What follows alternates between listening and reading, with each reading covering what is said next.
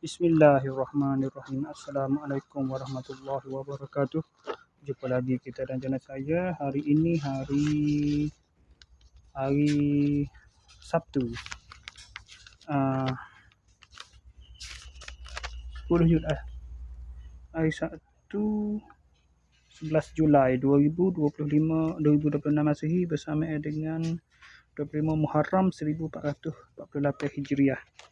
Sekarang ni pukul 6.50 petang. Untuk video buat macam ni saya nak review barang Shopee yang sampai tadi tu rumah tu lah. Tu rumah tu. Sampai pada pukul 6.12 petang tadi. 6.12 petang. Gua ni stand telefon. Sekejap. Dia tutup goni, dia tak goni terbalik. Sini pak buka pak tu pusing ke ni. Goni dia ni. Barang daripada New World Depot Sinar Berhad, Jalan Cetak, Tasik Industri Estate, Ipoh, Perak, Malaysia. Oh ni barang Malaysia.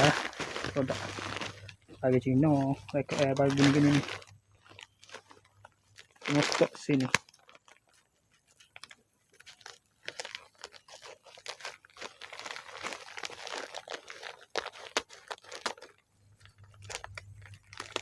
Bahasa Cina ni apa ni? Ni barang 3 unit. Beli 1 unit mahal. Beli 3 unit baru mahal. Beli 3 unit baru murah. Lagu mana cerita ni?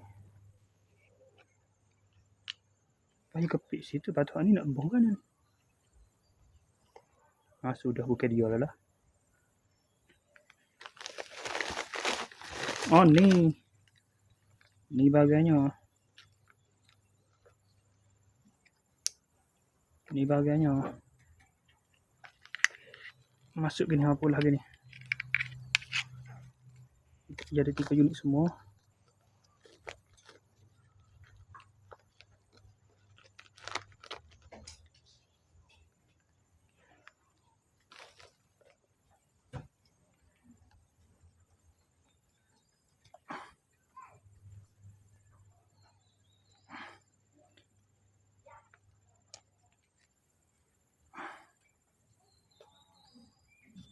Kepik kan ni? Ya. Bengong ke mana menata buruk ni? Batok. Sekejap. Air kepik gini, kepik telefon gini. Tak boleh dia ada. Kepik ni kepik dekati. Kepik mana-mana hak kepik ke dah. Tak boleh pik pak ni pun. Suluh kita tengok kau ha. Gitu lah, lebih kurang.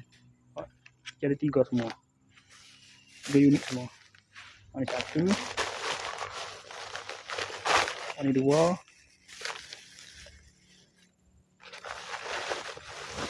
Ini yang ketiga. Okey.